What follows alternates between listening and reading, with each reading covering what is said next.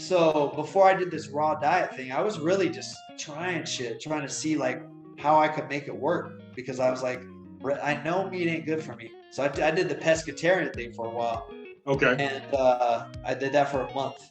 And brother, I was tired all the time. Yeah. And yeah, I would sleep 8 hours, right, and wake up listless, like, I'm so tired. Yeah, And I remember seeing Dr. Sebi was saying fish is fish ain't, because people are like, oh, fish is good, just not other animal meats. It's like it's flesh. They don't even most people don't even consider fish flesh, man. They don't even. Yeah, I don't eat meat, but I'll eat fish though. It's like, did that thing used to live? Did it not live? Like, yeah. But he said somebody asked him like, what about fish? And he was like, you mean that the rotting something? He said something about it's rotting inside of you. And I was like, fuck, that's a good point too.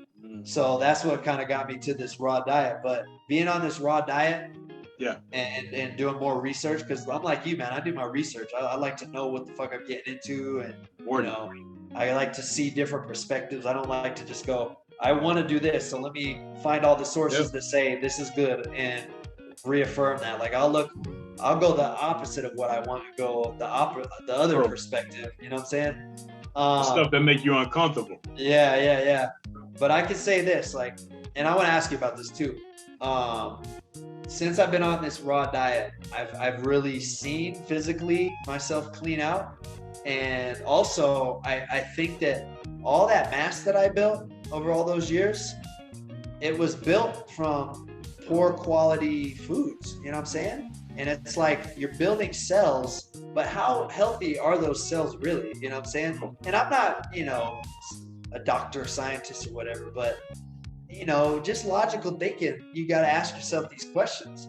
So my struggle now though is like, I'm just doing this until I get a sign to have to do it no more. I'm on this path, but I want to go.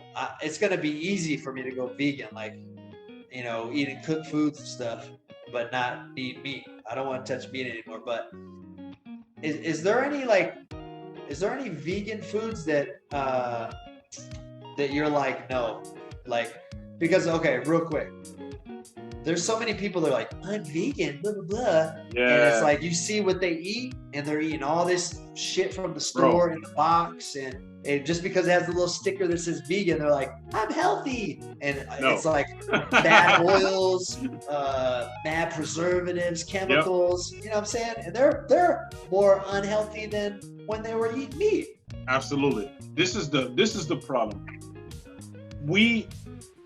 When we stop eating meat, we kind of like kill our variety.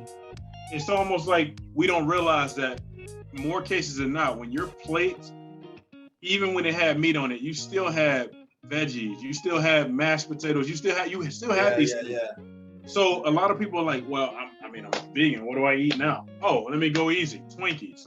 Oreos. Yeah, because there's no animal. There's no animals in it, so it's like that doesn't make you healthy. It doesn't work like that. You can't just cook with vegetable oil and think it's not oil. The body's still like, yo, it's still oil, yo.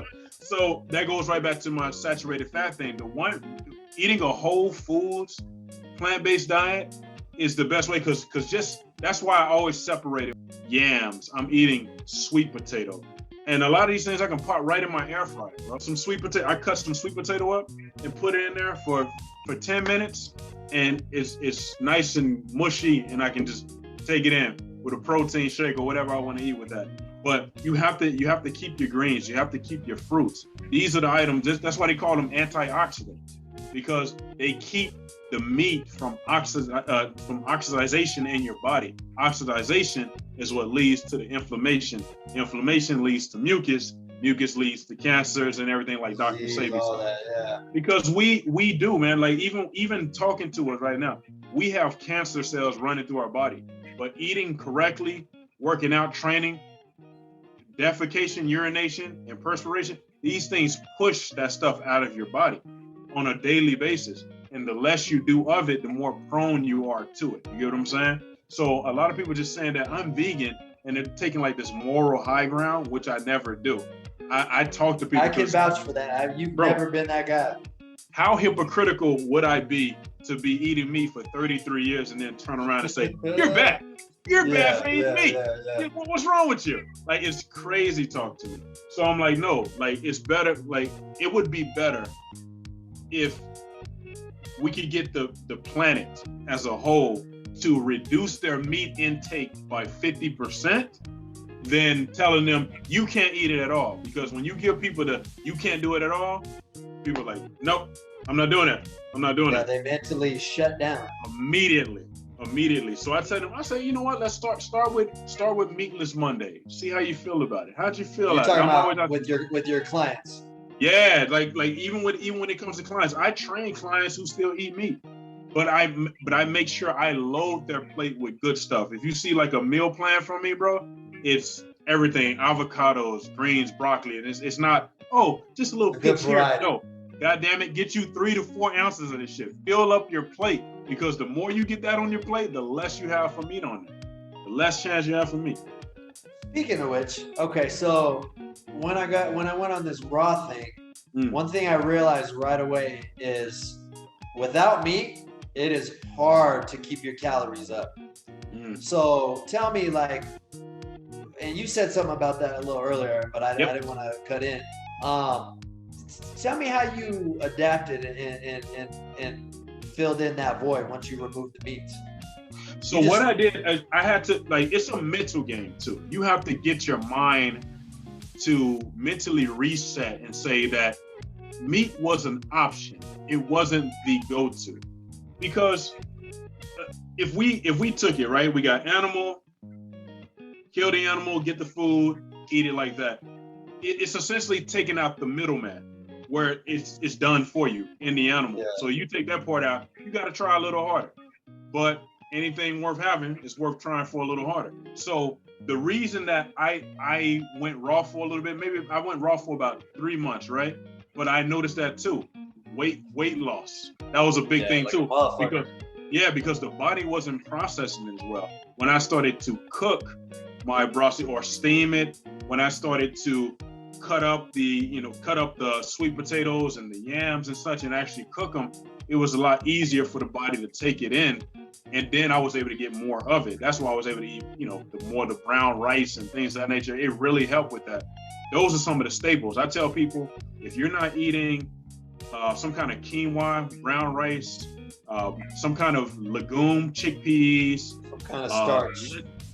Some kind. You need some starchiness to it, because that's a different kind of starch versus the white breads and all of that. They don't make you exhausted like the other ones do. It actually will bring energy to your body, giving you more carbs to push through what you got to do.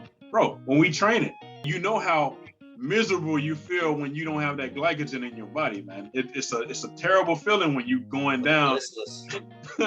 It's hard to lift. It's hard to stay in the game. But it's definitely a combination. So you need the staples first, especially if you're vegan. You need the staples. You need fruits. You need vegetables. And there are studies, I need to look them up for you, but there's studies that show that out of if you eating sweet potatoes, yams, chickpeas, and all of this, your body only converts maybe less than 30% of that to any kind of fat, no matter how much you eat of it, versus the other 70% that actually goes into energy and what you need it for. So it's crazy, man. It's crazy beneficial. And that's why I tell people, if you're going to eat meat, make sure that you get more plants, because it's going to equal that out. Help balance it out. Yeah, Absolutely. I'm glad you said that though, because one thing I learned too is, when you're eating meat your whole life, your colon is coated just like a bathroom sink, or like an exhaust in your car or something. It's coated. It starts to build up just like your arteries. It's coated. So when you're trying to eat fruits and vegetables and stuff, a lot of that's not getting absorbed. You're not absorbing these nutrients because your whole colon is lined with this mucoid plaque. Yeah. And so that's another reason to give up meat, in my opinion. You know what I'm saying? But you're only as good as what you digest. As what? Oh, you're only as good as what you digest, man. If you're not digesting it, that's when the weight loss and a lot of that stuff that comes through. And that's why, like you said, when you went raw, like you were losing massive weight. You couldn't get the calories in because your body not digesting a lot of it. It's just like, well, I'm moving it through, but like, what can I take from this shit? Yeah. For me, it's like fruits and vegetables are so low calorie. They are. We don't realize how many calories meat has. And with the raw thing, I haven't been doing like rice or anything cooked either. So, and that's another thing. That's a gang of calories as well. So it's like I've just been having to eat a shit ton of fruit and vegetables, and it's okay. That makes sense. There, but yeah. Like Dorian Ryder, you ever heard of Dorian Ryder? He's a big Dorian Ryder. First of all, he's a biker, so he's thin as like a finger, man. He probably got some big ass legs, though, I bet. He does decent on that, but he's like thin because not only that, but he's like he does this thing called raw until 4, I think it's called, where I think you supplement in some extra with that. But he's a big component of like the raw diet, and you can usually see that from the raw dieters are usually a little bit more on the slimmer side, and the ones who cook usually look kind of like I do. They know how to get their calories in, they know how to get their proteins in, and it's beneficial in that particular fashion. Well, you're coming in. I don't want to say in my life because I've known you for years now, but you're coming back around at the perfect time in my life. You know what I'm saying? Yeah. And I think this podcast is going to do a lot of good. Anybody out there that's been, contemplating giving up meat or, cutting back and because let's be real, people aren't gonna give up their meat. Most people aren't. Yep. Cutting your meat portions down can go a long way. You know what I'm saying? You still got that plate, right? And say you got your steak in here and it's filling up that much part of your plate. Yes. You cut that down a little bit, you're gonna have that little space missing. Fill that up with more avocado or more rice. Yeah. That's it, bro. That's all it is. You remove. Man. You said it perfectly. That's a perfect example. Remove that. Put a little bit more in there, man. Put a little bit more. People like, I can't eat fruits before bed. It's like, yeah, you can, man. Yes, you can, man. It's all these wives' tales, and we all been there. It's part of the game to learn. But people like you and I are the type that will go and do our own research, and we'll actually listen to the other side of the argument instead of just going, I want this, so I'm only going to listen to this. Like, I got told something a long time ago. Don't mean to interrupt you, bro. I wanted to tell you this before it slipped out of my brain. Dude told me a long time ago, he said, don't eat anything after 10 o'clock because everything you eat will turn into straight cholesterol. Like this is what we are, man. This is the wise tales, man. I said, I've heard it all, man. I'm sure you have too. It's crazy. Let's wrap this up, but this has been a good conversation. We've gone long, but I wanna cover something real quick. So, now you're training and you're training your guys strictly bands, right? Yeah, most of my clients are strictly bands. Okay. And so you offer band training, meal plans. Yep. Anyone out there in Florida, Melbourne area, you actually go there and work out with them. I will. And if you're not here, I do virtual training. I do online coaching. That's what I was going to ask you. Yep. So you can do virtual too. So anyone watching this, if you want to hit up my man and get a good trainer, get some good information, get a good diet, get some good motivation. And he's a good dude. He's not, a lot of these trainers they got a billion customers and they treat you just like another number and they ain't got time for you and they half-ass their services. And trust me, I know. Kelvin's not like that. You know what I'm saying? You want someone who's genuine, someone who knows what they're doing and is going to look out for you. This is your guy. And a lot of people don't want to go to the gym. Trust me, so many people are intimidated to go to the gym because they don't want to be judged like, oh, look, he's only lifting that much. Or I get it. That's how I was. I was $120. I came in the gym. I'm just like, fuck it. And I just stuck to it, you know what I'm saying? And learned. Yeah. But all his information is below on this video in the description. So feel free to hit him up. I know you got a code too for the Sun Bands, right? Yes, sir. Yeah, KHP Fitness. If you you click the link, type in KHP Fitness, it'll take 10% off the order. Okay. Before I end this, man, you got anything you want to say? Wrap it up. I would tell people, as I always say, man, we're stronger than we think we are. As Tony say, man, do your research, bro. Like, don't take everything that I say just for the gospel. Do your research, because some things gonna work for you too. I bring a lot of good, and I try to keep it as straight and narrow as it can, keeping it basic to let people know that you don't have to have all this fancy crap and all that stuff that they be trying to get you to buy and shaking back and forth like this to move and you'll burn all the fat off. Shake weight. You don't need all of that stuff, man. It's a waste of time. Do some research. Don't go crazy with supplements. Eat real food. Get some sleep, man, and keep pushing. You're going to. It's never a trajectory straight up. You're always doing this like the stock market, man. Yeah. But don't let a bad week throw you off forever. And that's it, man.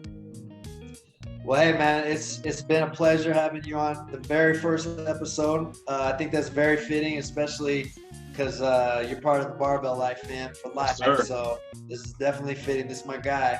And like I said, if you're looking for a trainer, you're looking for a new meal plan, you want to get involved with some bands, hit up my dude, and all that information is in the description. But I'm sure I'm gonna have you back on, brother. You know, we got some other stuff we can talk about. He's happy to come back. He's awake too, obviously. So you know, we can chop it up. We can do a red pill episode sometime. Oh, I'm down for that. All right, well, hey, it's been a pleasure, brother, and I'll see you later.